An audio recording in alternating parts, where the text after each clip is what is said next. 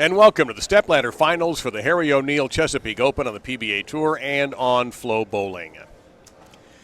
I'm Dave Lamont. I'm joined here by Chris Barnes, who finished in fifth just a few moments ago and just did miss this four-person stepladder, Chris. But let's talk a little bit about what we're going to see from the guys who are here. Match number one, we're going to see Greg Young. Big opportunity for this 23-year-old, but, man, he drew a tough card in Wes Malott. Well, he did, and what guys have done here on this 38-foot pattern is a lot of them have gone to urethane, and they've tried to basically tame their own rev rate and their own ball shapes down to try and combat this pattern. And Greg is not using urethane. First show, hasn't had a lot of success so far, despite an immense amount of talent and a tremendous junior career. But man, when they're this hard on your first show, yeah, it's not really what you'd prefer. And he draws the big nasty as his first opponent in the number two position. Another young player who has yet to taste success on the PBA Tour, but he's getting closer all the time, and A.J. Chapman. A.J. Chapman, and he's been really hot off the PBA Tour, really. We had a doubles regional up in Shawnee. He won that. He won the doubles in Springfield last weekend. He's been bowling as well as anyone in the world, and he's ready to break out here. And at the top of the stepladder, a guy who's just having a tremendous year, Bill O'Neill, and he kind of ran away the last couple of games. We had just 2 games of qualifying left, and Billy O took over. So if we take a look right there at Greg Young from Viera, Florida. That's the east side near Melbourne, kind of the Space Coast area of the state. At 23 years old. And this is his first full year really being a part of the tour.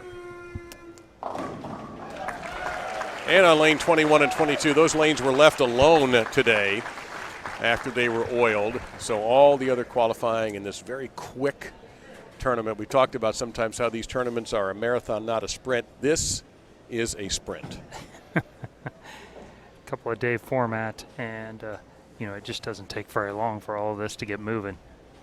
You like this kind of quick format? Just maybe as a part-time thing, not something you do all the time, but. No, in general, I would like, a much longer format. It probably fits my particular skill set a little bit better. Although this week did go close to going pretty well. Well, Wes Malott, 41 300 games in his PBA career, over $1 million earned, 10 championships for the right-hander.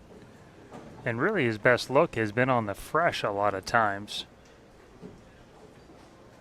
Taking a pitch black, got a lot of surface on that thing, and throwing it slow and really getting around it so it doesn't hook early. Just arcs off the back. 38 feet this week, really flat in the middle, and once you got left to 20, it hooked even earlier, so it negated rev rate for the most part, especially from the left. You can tell right away that he hated that shot, and he has every reason to hate it, as he has an unbelievably awkward 2-4-8-10 sitting there. Well, and the other thing that's been in play the whole week is once you've got to 3 in qualifying, it was out of bounds, and today it felt like even 4 or 5 creeped in, and that's when the scores really slowed down across the board. Only a couple of guys were able to make very much of a move at all.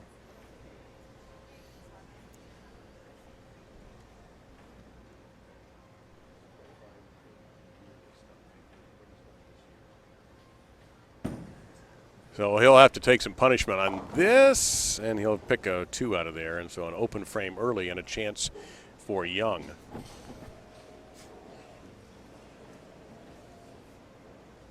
Some of the toughest things to do when you're on a show, and particularly your first show, is do anything that's touch related. Greg is able to throw it really firm, and it's, whether he can get the ball to pick up enough while he's going with his A game a little firmer will be the key to his success today, I think. Young has only made 1 match play round this year. Now he sits in the stepladder, and there is a sleeper back there on. How does this pair play? I realize we kind of took them out of play today, but did you play on these pair yesterday? It was in play this morning, actually. It was out of play this afternoon. We skipped around it in the round of 16 and the round of 8. But this morning it was in play. It was That's actually on his notes. Yeah. That is an official Chris Barnes note. The left lane in general, I had hooking just a little bit more.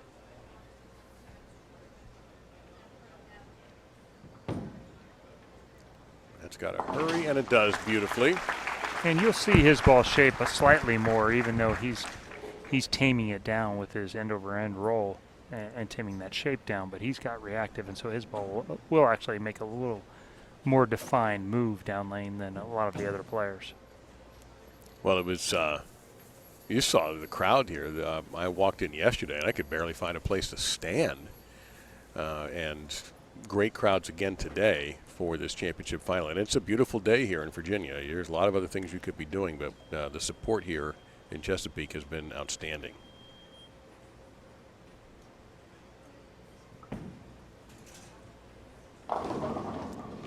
Oh! 2 of those now.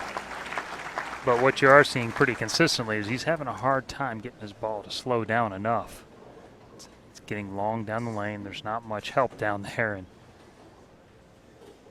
he's tempting fate. Each shot that West throws down there with the urethane ball will help push just a little bit more oil down lane.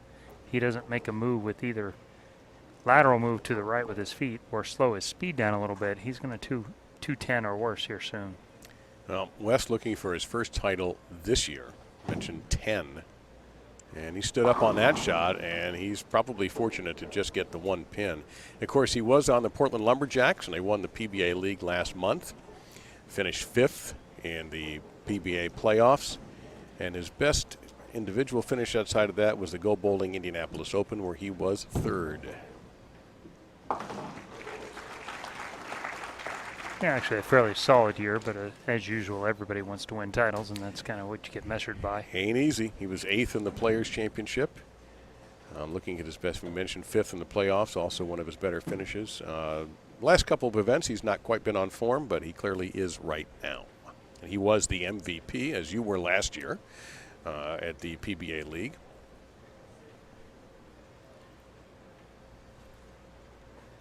Oh, so long ago. Wasn't that long ago. Was it? Feels like it sometimes. And wide right. Not going to get the back door. Quite the same break. He's, Virginia Beach is a military town, so to speak, with Little Creek being so near. And he's been on the march here a little bit with the right, left, right. No doubt. Not his first shot was aced, and the next 3 have all needed help off his hand. He hasn't been very pleased with any of them.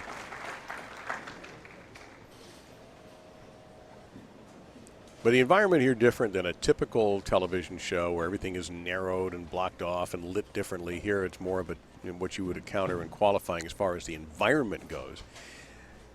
Yeah, really fan-wise, it's very much like a 70s, 80s, 90s show before we started putting stands down the sides. Right, fans behind. Yep. It's a beautiful center. AMF Western Branch it's a very unique center, how it's kind of laid out in a square, and there's a lot of space in here, and there's a lot of it's very, very modern. Well, he is flirting with trouble, is young, but so far he has avoided it, and he has just the 10 pin. We look at his year, and it's a little bit different than Wes. His best finish in an individual event this year has been 30th. That was in the end of June of the Lubbock Sports Shootout. And that was the only time he has cashed this year. So this is by far his finest event. And we'll see how far he can take this. Well, and obviously the gentleman at FloBowling knew something the rest of us didn't, as they asked him for his insight on how to play the pattern this week. Did they? Is that a Jeff Goodshire responsibility, or was that something else? Jeff denies all knowledge of this. I think that was a Lucas Wiseman thing right there. Well, but and there is Lucas right there. Yeah. Pretty good seat. So Young with the lead early. A.J. Chapman stands by, and Bill O'Neill is the number 1 seed. Chris Barnes joining me, Dave Lamont, along with Jeff Goodshire, our FloBowling crew, and that crossed over. I saw that a lot in a short period of time. And that's what we talked about the pattern. It really, from right of 8, the lane is much tighter than it is the track hooks, and then as you go left from there, it just keeps getting flat. And so you'll see all the players, probably the deepest anyone will play will be 12 or 13, I would anticipate. The other 3 players, aside from Greg, will be throwing urethane to try and tame the overall reaction out on the lane. And and it works because the scoring pace is not particularly high. Hurry. All right, he handles that, so he's clean through 5, no big mistakes. A little bit fortunate there when you leave a 5-pin like that. He got to throw an extra shot, and it didn't shape the right way, so he gets to see it in his head and in his mind a little bit of the shape he wants to create. Now this man has to get back on task here and throw a couple of good shots. Fortunately, despite the one error, really a double puts him right in the middle of things. He averaged 215 here. Wow, he tripped up about 4 different splits. Not overjoyed with the strike, but you know what? It's a strike. Watch how many here. I know it's a big 4 that goes down. I think there were 1 or 2 others. Yeah, and that's, again, it's just a little bit in. But I think he's a little bit surprised that it picked up that much in the middle. That was a little firmer as well. Yeah, so he's hiding his emotions a little bit. Fortunately, he's still in the indecision range where he's got to decide whether he wants to go left and stay softer and go around it, or does he need to stay firmer and move everything left and left. How about left versus right lane here? Any big difference? The left lane actually was, I want to say it actually hooked more for me when we bowled on it this morning, which was a little bit of a rarity. I had most of the right lanes hooking more. His high game of the tournament was the first game he bowled, 259, Malott. But he bowled in a round of 8, 245 and 213. In fact, really came on today. He's been over 200 in every game. His lowest was a 204, and that was his first game today in the round of 16. And the round of 8, we mentioned his 458 series, was enough to put him into the top 4. Yeah, he was strong today. He controlled the pocket. He was able to put together, multiple strings of really high-quality shots. And so not only was it the amount of strikes that he threw, but he didn't leave very many splits, and that was the thing that got a lot of people into trouble.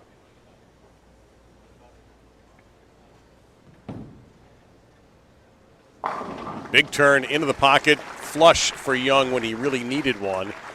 Young, actually, his best score was first game of the tournament. He came out with a 258. And his last game of the tournament was a 258. Had a little better seat for that one. Bookend 258s. Yeah, it was funny because when we were looking at the situation you were in, when you were in 4th, we were looking at Chris Prather as your natural enemy in that 30-pin difference between the two of you. But Chris was hot and cold during the game. And then all of a sudden we kept looking over, and all we see for Young are strikes. And he ended up lapping the two of you with a brilliant 258. Yeah, he put a 7-bagger together. Threw a couple early spares and made a good move on the lane and really threw. Ooh. Lots of times when you saw big strings here, there was one shot in there that was kind of a bridge that they got away with one. And he put it on him. It was... Well, he's putting it on Malott right now with that double, and Wes off a spare in the 6th. And he's putting Wes in a must-strike situation here. And can he close it? That's the next thing we're going to learn about Greg Young Jr. Yeah, ahead by 24 now, and Wes is still kind of feeling his way around out there right now. This will be a big tell on how Wes's chances. Doesn't like it. Yeah.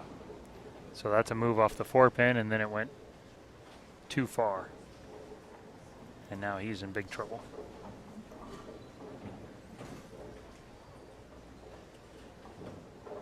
So is there a no man's land on these for the right-hander? Well, is there a spot where you don't? If you're crossing left of 10, where he is there, then really 8, maybe 7 with urethane is the very edge. If you're right of 10 at the arrows, you can get it as far as 6, maybe 5 if you got something rolling early enough. But for the most part, all these players, Bill was more willing to play right of 10 than the rest of them. The rest of the guys are all playing more of that 10, 11, 12 range to 7 or 8 at the most. So for Wes, max score 213. He may need all of it. Yeah, anything less than all of them, he needs help now with Greg already on a 2-0 pace. Now, most times that's asking a lot. Sure. But he did put 7 together when he needed them to get on the show, and Malott comes through on the left lane. Young's max right now at 249.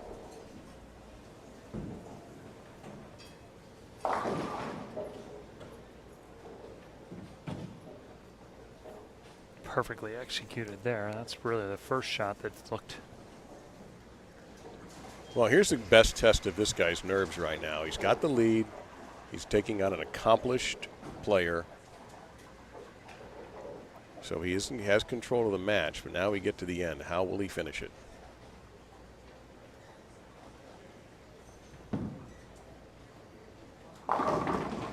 Not bad would be that answer right there. That's a big strike for Young. The same as the game to get into this step ladder, as he had a couple of chances to blink, and he just never did. He just kept putting pressure on, and kept making high-quality shots. So we might have something here with Greg Young Jr.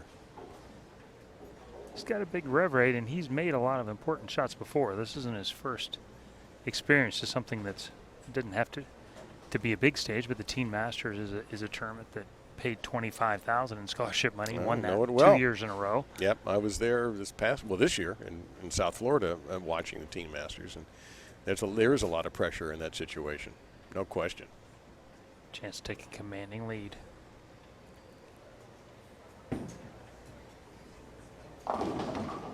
Oh, is he fortunate. 2-8-10 swept aside, and just the 10-pin remains. Wow. There was a lot of wood out there. It appears what's going on in that left lane to me is that there is more friction and it hooks more, but only in the front. And then once you get by it, everybody's having a hard time getting it to come up the hill. So breathes just a touch of life in for Wes. Although Wes still in a must-strike situation, a strikeout for 213. Greg is on a 218 pace, so if he were to get all 4 that are left there, Greg would have to fill 16 pins in the 10th frame.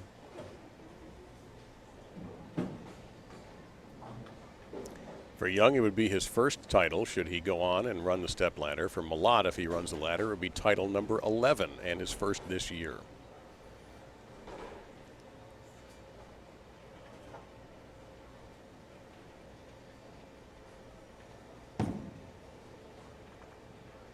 Liked it right away and had every good reason to like it right away. Hard to be a lot better than this right here. What I'm impressed with, and obviously you know way more about his game, is for such a big guy to have such a touch, the ability to mix his speed. I mean, he just has, I don't want to say delicate touch, but he just really has the mastery of speed. Yeah, and that's always been a hallmark of his. He uses his legs very well for a big guy, and is able to really clear the front of the lane a lot for a player with a pretty big rev rate. It's a good shot too. Come on, no, he was walking out of frame there. He liked that right away and ended up not getting a trip on the 10. So now that changes this match. Yeah, I don't know. Yeah, he knows. He almost beat the sweeper. He had to have that. Yeah, Young is basically needs to stay conscious. 3 pins on his first ball. And, yeah, and I like his chances. I like it. That was the unfortunate break that Wes got there, not getting all that garbage to get out of there. Yeah, he got fooled there because that was the shot he was trying to throw. Well, it's a good 2-day event for Wes. I assume he'll go on to Wilmington, North Carolina, which begins on Tuesday, and will hopefully continue the good form there. But here is your winner, barring something we've never seen in the history of the sport. And well behind the foul line. Yes, and we're not going to see it here either. So Greg Young Jr., how would he do, we wondered? Well, he's already taken down the big nasty. Now we've got a really interesting young gun matchup coming up with Greg Young Jr. and A.J. Chapman, with Bill O'Neill standing by in the wings, the other grizzled vet we have on this foursome today. So we'll step aside. Chris and I will be back, and we will bring you match number 2. Greg Young Jr. and A.J. Chapman. Coming up here, the PBA Harry O'Neill Chesapeake Open, and it's on FloBowling. We'll be right back.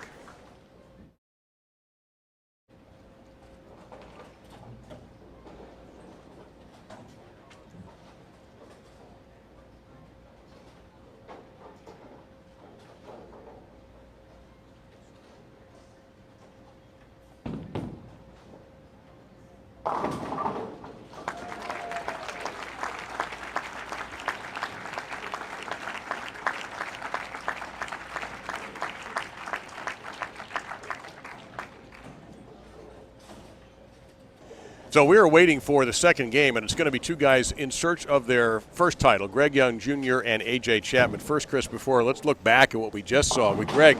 We wondered about the mental part of the game, and he held in very nicely with Malott. Yeah, I thought he did a very nice job, and falling himself, his reaction will probably only get better as we go. And getting out of that first match, getting a little bit comfortable, should just help him. All right, what about dealing with A.J. Chapman? He got hot in the last few games today and started the bowl very well to claim that number 2 seed. What can you expect from him? Well, it'll all be about nerves. I think if he plays to his strengths, which is he has one of the firmest hands on tour, he is not afraid to get after it at the bottom and really try and make it hook. He's going to throw urethane to tame everything down, but if he stays with what I think his strength is and plays with that strength, he could be a handful. He's been probably the hottest guy in the last 3-4 weeks, and so I certainly wouldn't be surprised if he puts a big score on here. Yeah, it's going to be a fascinating matchup because both these guys looking for that first title. AJ has had some success, as Chris mentioned, most recently in doubles. But for Greg Young, he is truly in uncharted waters right now. He's never been in a final before, never gone past match play, but only making match play once. So this ought to be a great setup, and they are just finishing warm-ups along with our top seed, Bill O'Neill. So it's going to be fun for Bill in a way. He's going to get two fresh, untested guys, but we'll see if they can handle the pressure against a future Hall of Famer like O'Neill. So let's get ready for that second match right now.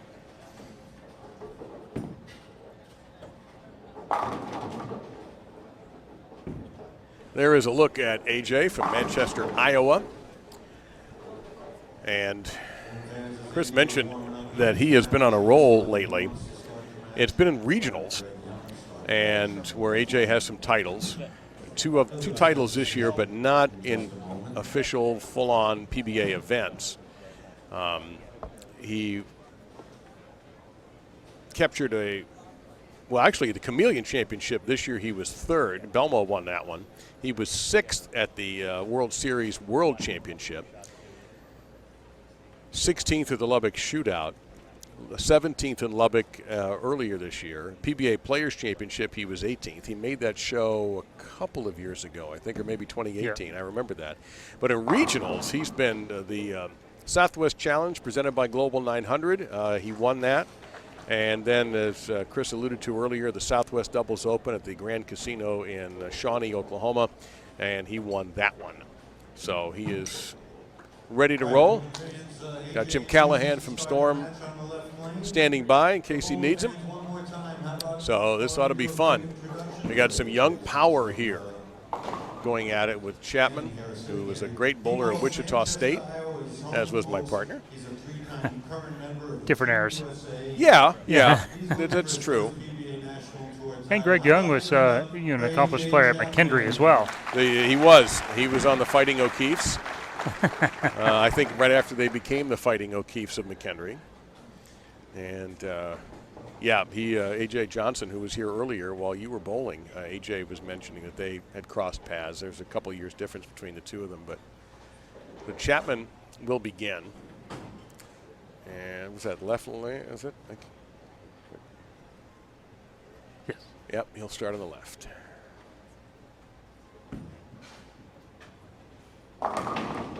That's pretty much how we got on the show right there. Yeah, this should cross about 12th board.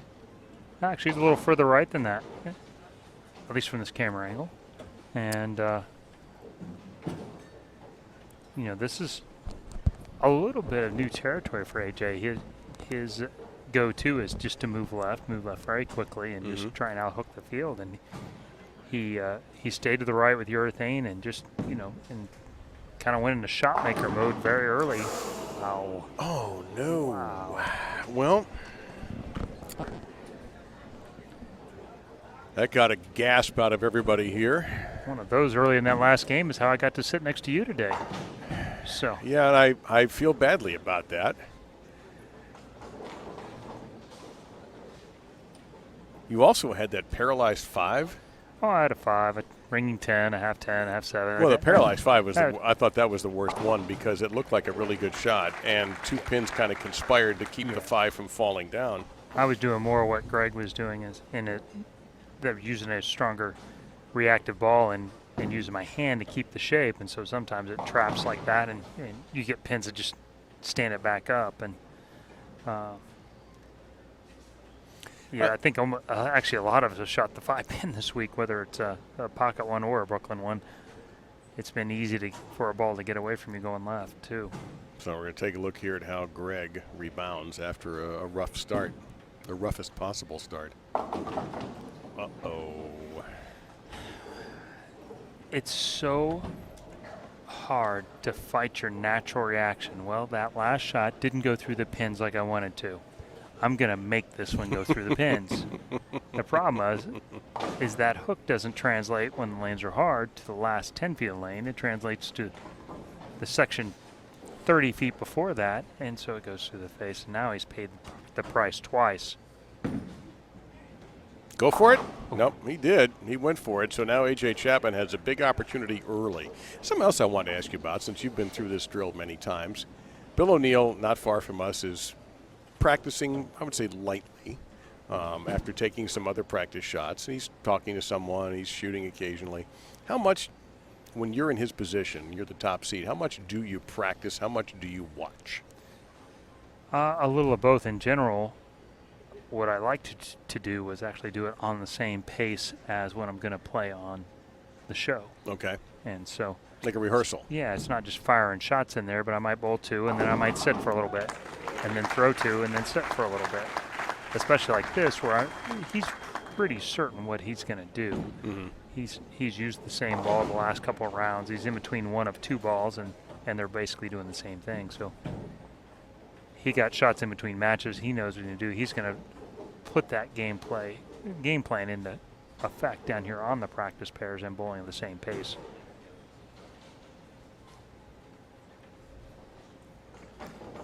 So he's being pretty courteous to make sure he doesn't bowl at the same time they're going to bowl. Chapman in 2018 did cash only 5 times in 20 events. The year before, 2017, he had crashed in 10 of 23. So he has been looking to gain his stride, and this might be the year he's doing it.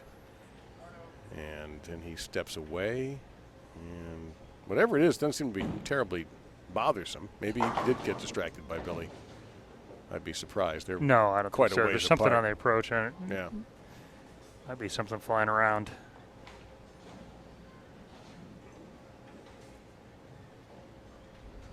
AJ's, I wouldn't say he's the Bryson DeChambeau of the tour, but he does take his time. DeChambeau now defending himself vigorously. Look out. Take a break? Nope. Ooh.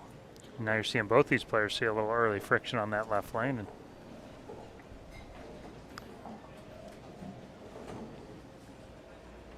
ooh, that was close. Very close. It Yeah, could almost. end up. Yeah, that would have been a huge 3-bagger right there on top of Greg's 2 opens. Yeah, Greg Young Jr. stepped into some hot tar in the first 2 opens, unfortunately. And Chapman just trying to stay clean, not make any mistakes with single pins, and he didn't there. In game 1, he was able to kind of tumble the 2-pin over and get a couple of, well, it didn't really turn into doubles, so they weren't huge advantages. They weren't splits either early, and it allowed him a little bit of breathing room. His first shot was great and paid the full price, and then backed it up with another. Has to get on track now.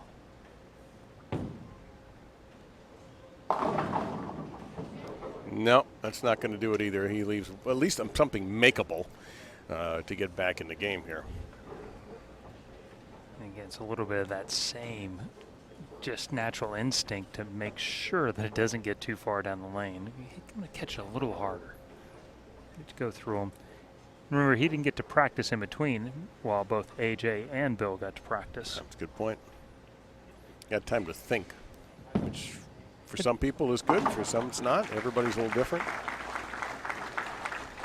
Yeah, I think in general when you're winning, you'd like to just keep going. Yeah, there's no doubt.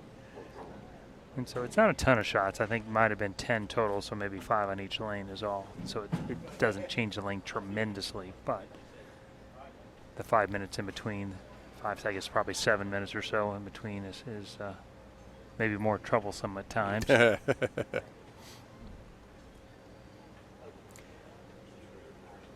We got something coming up very shortly, actually, after this game. I want to give you a heads up to stay with us after this game. A little loft there, and he collapses that sleeper back there. There's going to be a documentary on Flo on Anthony Simonson, and you're going to get to see the world premiere of the trailer for that. That should be interesting. No doubt.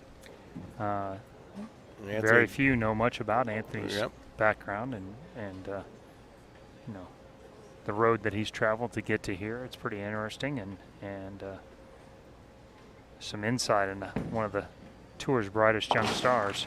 Didn't do a whole lot this particular tournament, but you know what?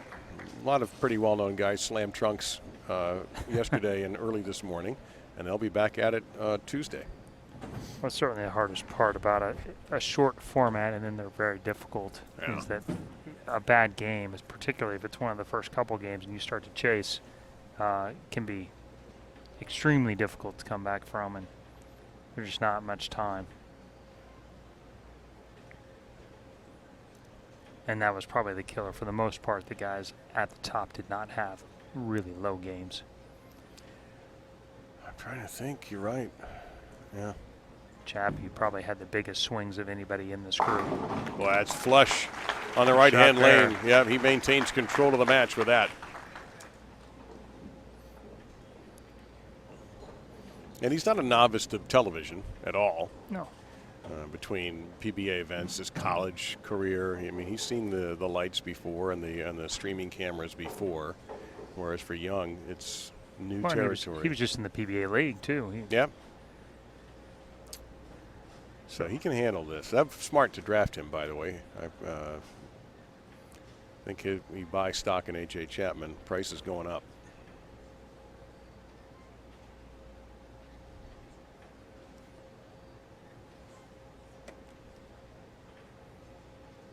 One of the fortunate things for AJ right now is that the shot clock is not in effect. He was left on a different truck. It's also fortunate that he can bomb strikes like that. And that double puts Young in some serious trouble early.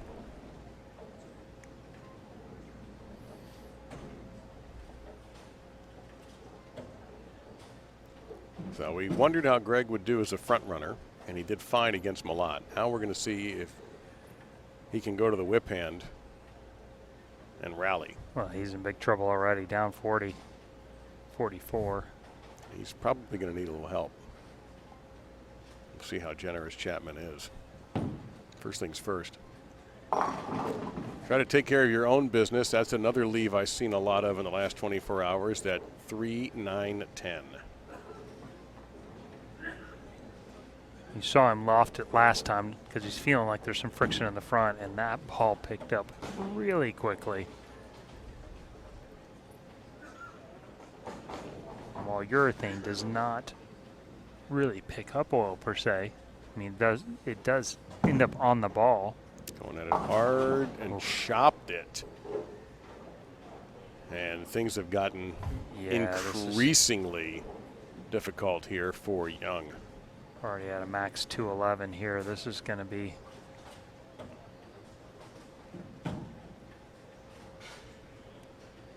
it's not victory lap time yet, but no, because you know what? This is almost like game 2 of this game, and Young I've seen can big get hot. leads disappear before. Yeah, exactly. Everybody has. So let's see if he comes storming from behind, but it has to begin right this second. Okay. Way in the air. All right, so the loft worked there. So this comes down over the arrows. So about 8.5, almost 9, about 8.5 feet down the lane.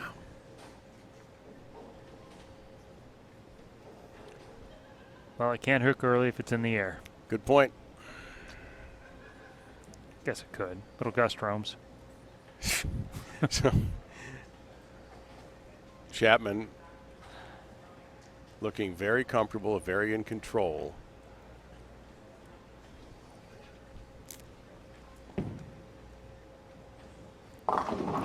And got away with one there. Yeah, that wasn't his best effort there. Yeah, got away with one.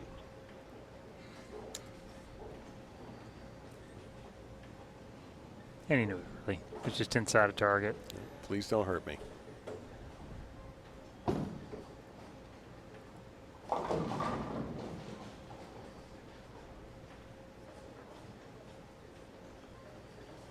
It really is a testament this week to the talent these guys have, because they're not only two of the most powerful players on tour, you know, in that upper elite. Oh, wow! Wait echelon. a minute. Well, that's how big leads sometimes get erased. Still pretty comfortable at 40 pins ahead, but there's no sense creating opportunity where there's none. That's my point. Well, looking at AJ's career, first time anybody ever saw him around the PBA was the 2013 U.S. Open, where he cashed. Finished in 52nd place. And then cashed 3 times. And it just, again, dabbled in 2015 and 2016 before coming out in 2017.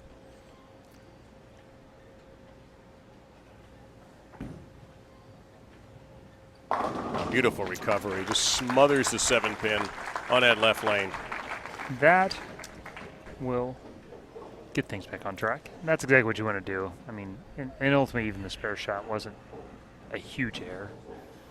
Just slightly off target. But yeah, with a giant lead, you're right. But I also argue that you don't open doors when you don't have to. And it's an over-obvious statement, but I do specialize in that. It's part of my resume. And we all need a stick, so. Required. I have a degree in it. Oh, boy. It's just not there. It's just the look has gone away for Greg, unfortunately. And so it's looking increasingly like Bill O'Neill and A.J. Chapman, the top 2 seeds, will be meeting for the Chesapeake Open final here at Western Branch. A big place, Western Branch. But still, it's been close to capacity or at capacity over these couple of days.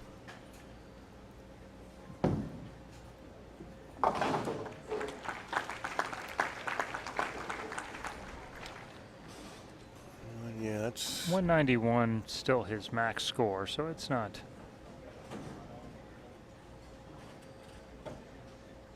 completely out of the realm of possibility. No. But AJ obviously stays clean. He stays in the 2-0 to, I mean, even with bad count, it's in the upper 190s.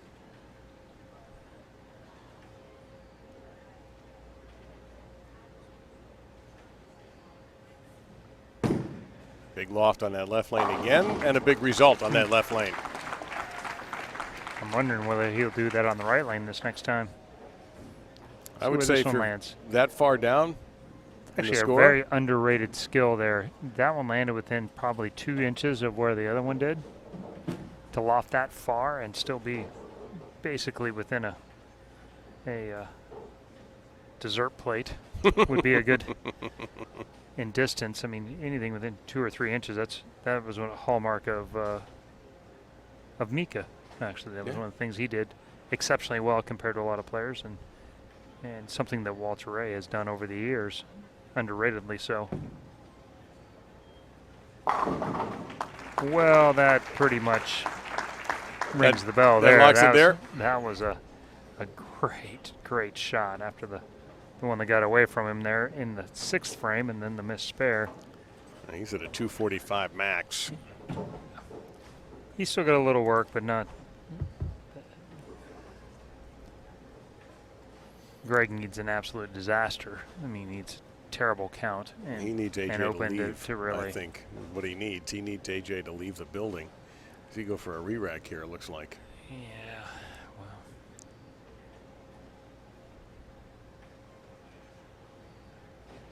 Yep, that was his decision. Technically was not supposed to probably receive that re-rack once he picked the ball up.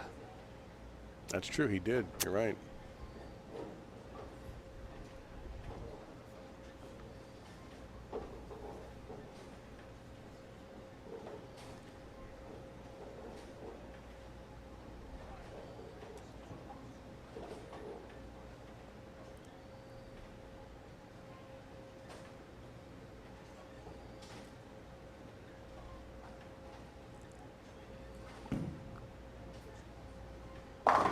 Great shot. Yeah, that's just about it. That is it. Yeah. So AJ Chapman. And that's, again, a microcosm of what his day has been like today. Technically, he still needs 2 pins on his next shot. But, okay. Again. That's if Young strikes out. I like his chances. Yeah, I'm with you on that. Yeah, he did loft. Almost. And once again, it's crazy how an early shot really moves the whole paradigm. First 2 frames were a disaster for him. The pocket 7-10, then spirals into grabbing the next one for a 5 count, and then the whole thing kind of gets upside down on him, and he's, you know, completely reacting because it's one game and there's just not much time to recover. And so, really, the pocket 7-10 changed the whole match for him. And that was in the very first frame. His max now is 181. And so for Greg Young Jr., the good news is he's just finishing off the best tournament of his PBA career.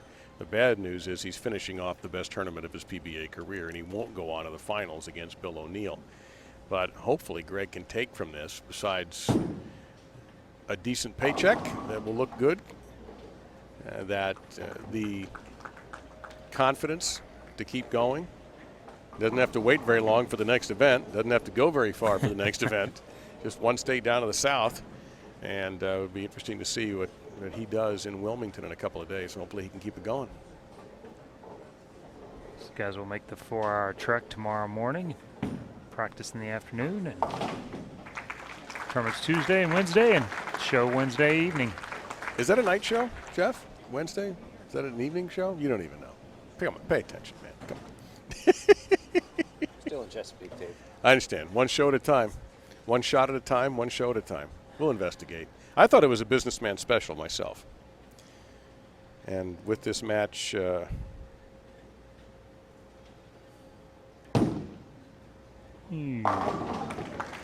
cool little trick there. Unfortunately, it did not lead to a big score.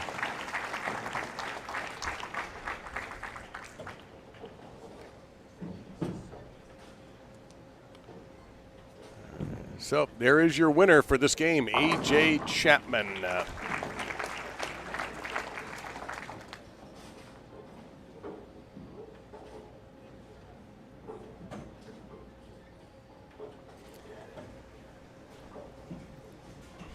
And we're checking on, in fact, it's probably not a bad idea to look ahead just for the moment at Wilmington while we have that rare opportunity.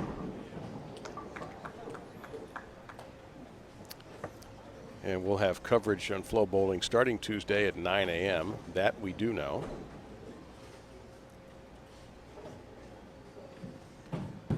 Easy thing to do right here is just kind of hurry up and throw shots and just get out of the way. But you don't really want to lose your focus. You don't want to lose your rhythm that you're already on, too, because you're not going to get shots. O'Neill's going to get to come on and get 7 or 8.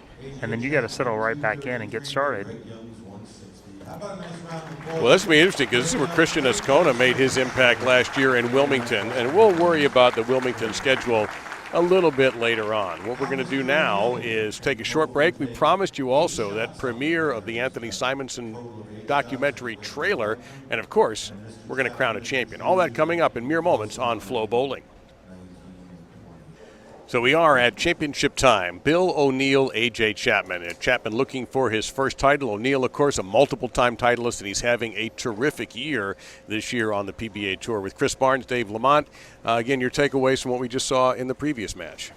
Well, I thought that A.J. did come out and play to his strengths, and he did put together a really big score. And like Greg let him get comfortable, which you never want to do against a guy who's a power player playing his A game. This is a great matchup that we have coming up. What do you look for out of Bill O'Neill? Well, what you have is you have a guy who's probably the hottest over the last month and a half against a guy who's probably the hottest guy on tour, not named Belmonte, in the last year. Bill is bowled fantastic, bowled his way into the Tour Finals from a place well back when the year started. We saw him at the PBA playoffs and had a great run there.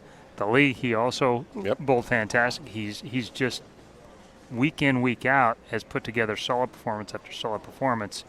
I got to bowl with him a little bit today. He's got it going pretty good, and he's confident. And Bill is not a stand up and pound on his chest guy, but there is a quiet calmness to him when he really bowls well, and he's got that going right now. So that's going to be our championship match. We mentioned this earlier, that FloBowling is going to be premiering a documentary on the talented two-hander from Texas, Anthony Simonson. Here is a preview of what to expect. There are 3 versions of Anthony that I've seen. The first was when he was a teenager, just raw talent, all instinct. You could tell this kid had something. He fought and did what he had to do to get out of the situation he was in life. Man, that's hard for me to talk about. There's really only one person that's holding him back, and I think it's himself. Once he learns to control those inner demons, he's going to be one of the best ever. You can't go back and change what has already happened. Get away from the environment that you were in. Leave it in the past.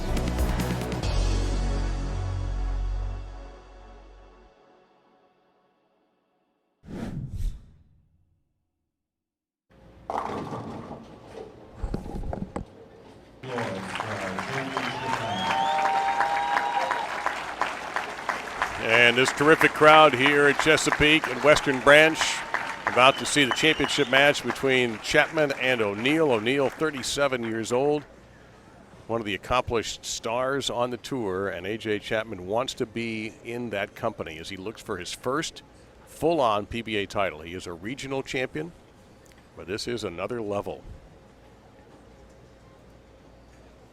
He's going up against a major champion, a past Rookie of the Year in O'Neill.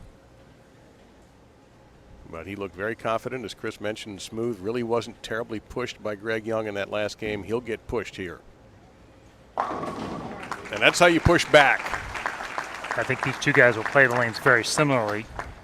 What you will see is O'Neill not throw it quite so hard to get the same amount of motion. So it would take about 3 people combined to not throw it as hard as A.J. Chapman. He's a strong young man. So here is the runner-up to Chris Prather in the PBA playoffs, 4th in the World Championship this year, 3rd in the Scorpion pattern, 5th in the doubles. And there you go on 22, no problem. And pretty good news, I think. From what I saw, that looked a little bit left of target for him, and I am very micromanaging that, but you weren't allowed too many errors in the front of the lane, that's for sure. No. 10-time PBA titleist, and he won the U.S. Open in 2009-10 season.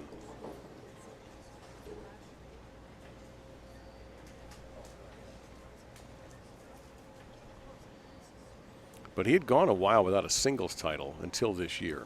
Yeah, so really that's like 8.5. Yeah, 2 with Shannon O'Keefe and 1 with Belmo. They're not bad. And he's on fire early with a double.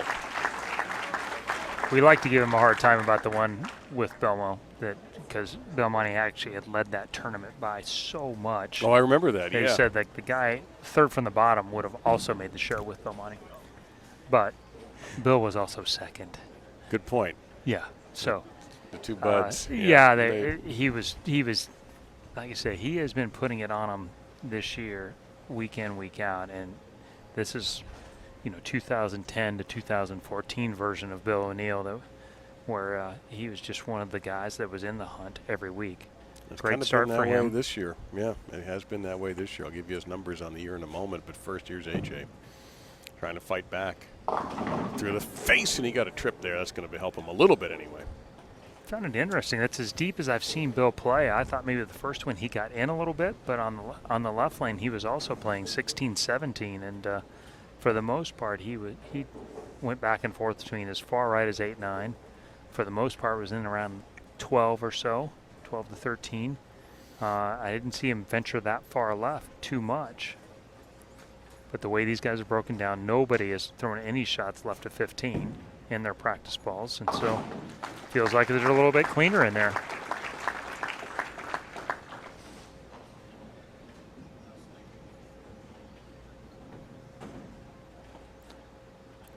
AJ Chapman pursuing title number 1.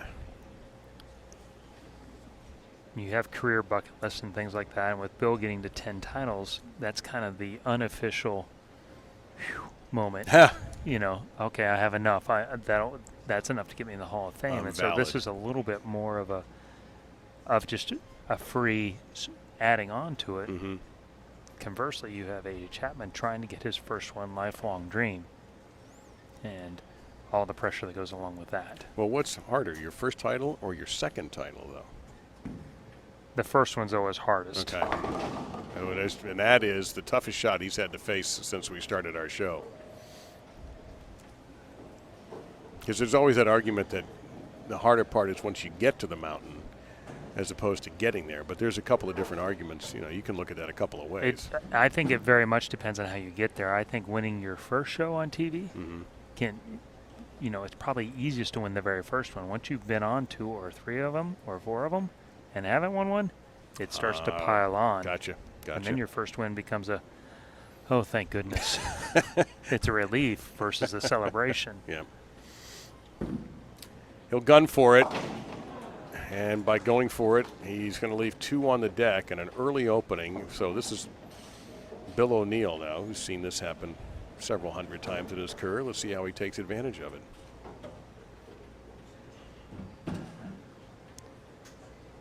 Very often the first one is for the expectations and the people around you that supported you and the things that are hanging around outside your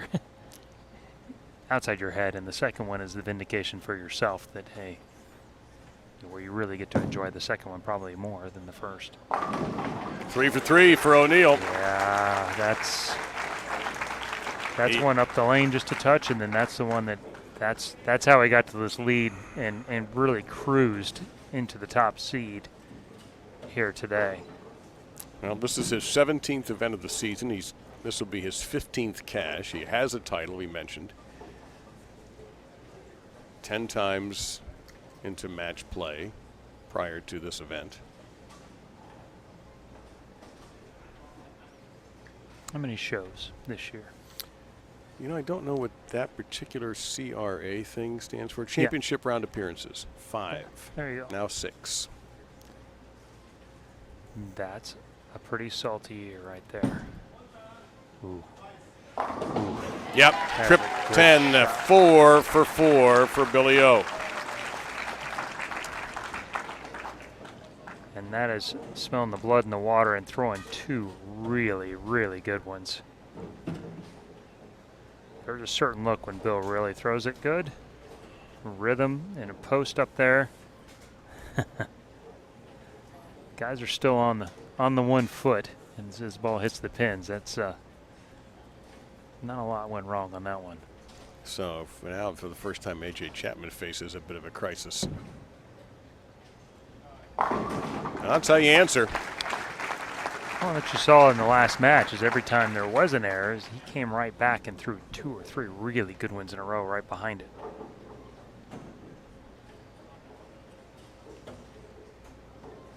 And that's probably the big one for him after. Well, he actually opened in the 3rd, didn't he? Yeah. So. Yeah, he had the open in the 3rd. So this will be the one here where he went high last time. Right, he had the 3, 6, 7, 10, right. and only took out the 6, 10. Some of that may have been on him. Some of it will be you know, changes in the lane, but he's got to answer the question now and then commit to something and make a really good shot before this one gets away.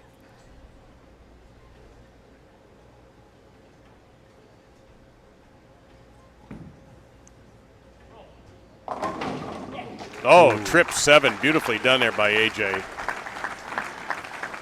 And that's just a little move left off the one that picked up last frame, and then he got to this probably the furthest edge right he can get. That's right at that 7-8 mark there. Needed all of that. If you're just joining us, right there. he's Chris Barnes. I'm Dave Lamont. Jeff Goodyear is here also, helping produce our Flow Bowling coverage, along with a lot of other folks who have been running around like crazy over the last 24 hours and more to bring all of this to you. We're very grateful for all of their hard work. That's 5 in a row for O'Neill.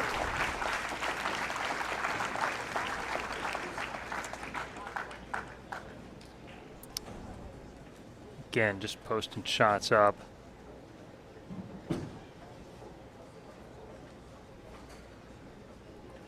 Online, going through his process, and that's what he'll be focusing on mostly is early on there's a process, and if he gets his start right, everything else will fall in line with it, and he'll hit his target. And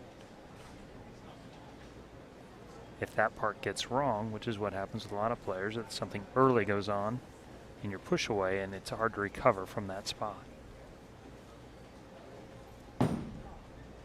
Hates it. Good. String ends at 5. A little fortunate to leave something relatively easy to make. Although anytime you add in extra pins. Where did he go wrong on that shot? We don't have the camera right behind him, so it's a little hard to tell, but my guess is he probably pulled it down just a little bit and got a little forward. But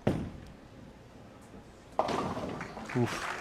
That's a hairy one, and he manages to send that 9-pin over and get it out of the way. But you can see for yourselves on the board that Chapman is significantly behind the 8 ball, even though he is working a double. It's got a 43 pin deficit, but a chance to pull it to 33 here, and with a double to 23 and make it basically a one miss game.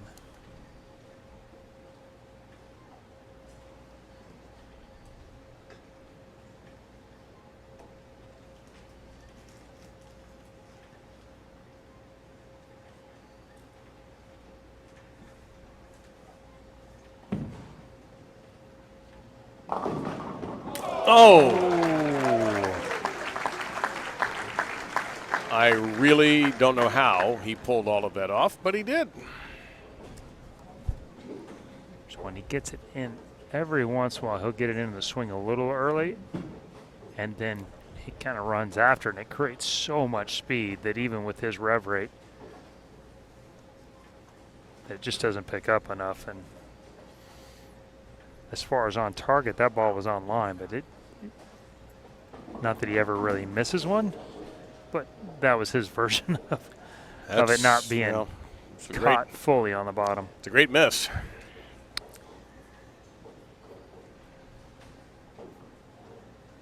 Two players both throwing urethane again. You have pitch black for AJ Chapman, and they have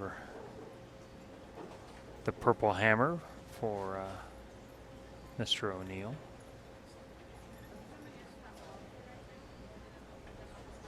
.33, chance to take it to 23.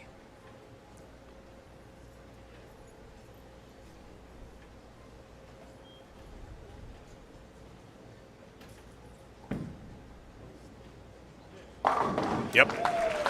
Fighting back. That's a great sign for AJ Chapman that in a difficult spot he comes up with big shots each time. Well, it changes the energy of the match. If he misses there, then O'Neill basically still has a 30-pin lead, and he doesn't have to be perfect. He doesn't feel like he has to be. at 23. Now he knows he doesn't have too many. I mean, one error could basically put him behind now. But he has looked very smooth. Hit the front 5. And he too collapses a pocket.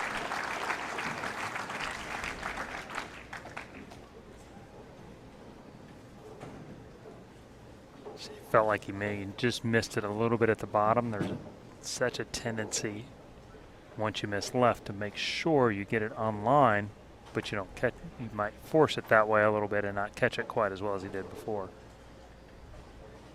Arm accelerates, the ball is slightly faster. When you're talking about urethane, it can really change the back end reaction and lack thereof. And lead back up to 33. No? No. Well, what is it? 23. 23. 23. Okay. This one would push it to 33 here. Thank you.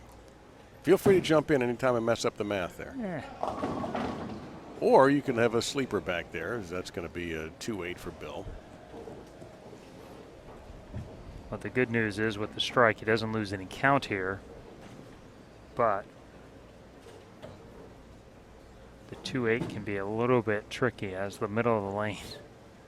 Once it gets going to the left, will have a tendency to really take off. We saw multiple players have some difficulty with this spare.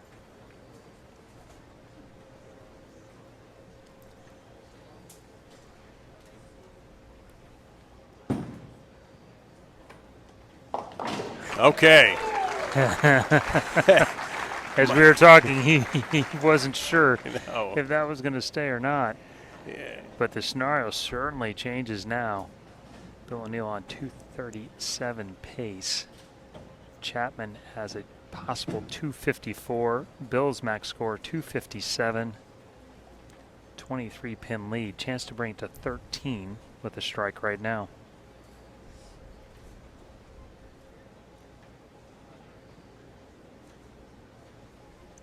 Spent a lot of time looking up with the math, it looks like to me. I would think it's pretty simple for him. Stay focused on the task at hand. Yeah, I would think.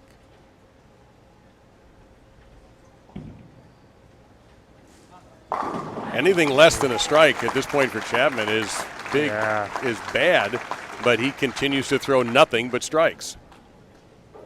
How solid this one is here. He knows this one early. Posts it up. But the one thing I really do like, once he gets through with all the idiosyncrasies, once he gets his thumb in it, he really takes very, very little time. And that has been a fairly consistent hallmark of great champions that perform well in the clutch.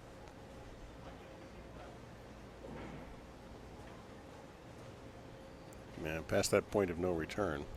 Yeah. Get up and hit it or throw it. A lot of constant movement, and then he gets over it and goes, but cut down a little bit of this part here. 13 though, chance to bring it to 3.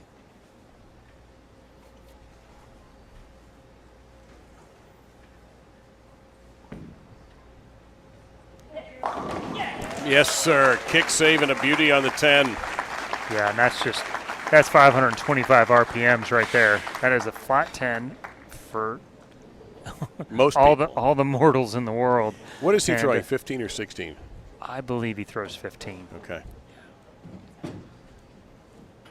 Obviously, with those biceps, he couldn't possibly throw man weight, but you know, it's not for everyone. No, we understand that. It's just for a select few. Huge shot here. Now Bill is in a position where he must strike. He got it! Oh! Oh, fans getting a treat for this championship match here in Chesapeake. Man, fantastic here. A little long. He was hoping for it to hook. Watch the 6 pin. Just lays over on top of the 10. Bill, possible 257. AJ Chapman, possible 254. You might need every bit of that 257 right now. Double and 8.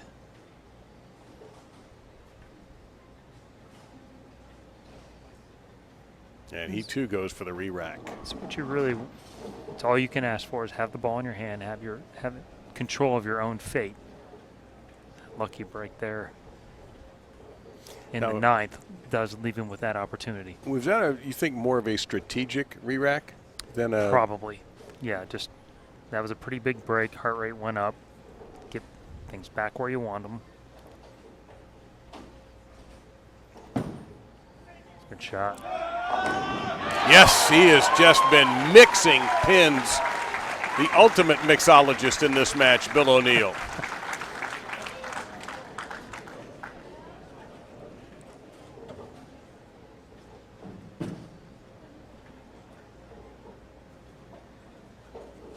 So one more will put him in a position where he could lock out the match. For Bill, as the match has gone on, his ball has consistently hit lighter and lighter as we go. So the thing in his head here, do you want to throw it a little slower? Do you want to make sure you catch it all? Or just repeat the same shot and hope that you mix them up? There's a lot of adrenaline going on right now. Slower, that's really good. Yeah, that was flush. That's a gorgeous shot, and now Bill O'Neill can win the match. Great tempo there. That's there's your that's answer. Not a grab it more. That Chapman will go with just hitting it more and making it hook more. That's just better tempo, and it got it to go through the pins. Huge shot. And now 8 or better, and it's title number 11 for Bill O'Neill.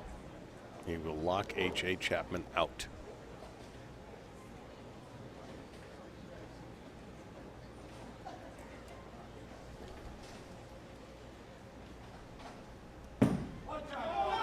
Go. That's it. He's done it. For the 11th time, Bill O'Neill is a PBA Tour champion.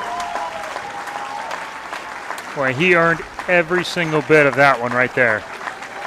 Now, he had A.J. Chapman breathing down his neck. And for Chapman, I know he's disappointed, but I hope he walks out of here with his head held high, because he bowled brilliantly just to get to this show and then bowled brilliantly on the show. Well, to me, it's probably the most impressive tournament that A.J. Chapman's bowled on tour. He didn't really go to his wheelhouse, which is just move left and try and outhook the whole lane. He stayed to the right. He basically was a shot maker, and shot-making power guys have a long shelf life. Yes, and he does too, because the guy's not even 25 years old yet, and he has a very bright future. So this one went to age and experience, and of course a great deal of talent for Bill O'Neill, and we'll be talking to him in just a moment. In fact, I'm going to head over there right now, Chris, so you and Jeff can talk amongst yourselves if you like, whatever you all want to do. Chris, and Jeff also remembers which microphone to turn off, because I can't remember which one's mine.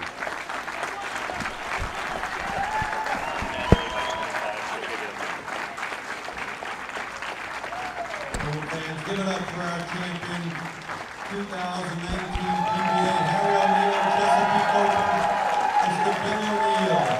And how about a great round of applause for A.J. Chapman for finishing second. Fitting champion. Was in the top 5 the entire tournament. I believe he qualified 3rd. All right. He was able to stay. Just to get out there and throw it slow and win an event when you're not bowling your A game, means a lot. Well, again, congratulations for this. This mic here, the good news is the folks watching on FloBowling can hear on this mic, but you folks right here, unless you're a really good lip reader, I can't do much else. But this whole year has been fantastic for you. Singles title, almost the playoffs. What's been the secret this year? I worked on my game a lot. Ball speed was the main. You're having good success here. Right. How's this? Yeah, see, it's this spot here. Ball speed's been a huge issue for me for a long time. I throw it too hard when things get going bad. So I just worked on that a lot, and I'm just bowling a lot smarter than I have in years past. And the end of that game there shows it. For that, this. Congratulations, man. Appreciate it. Bill O'Neill, your champion, everybody, and a worthy one.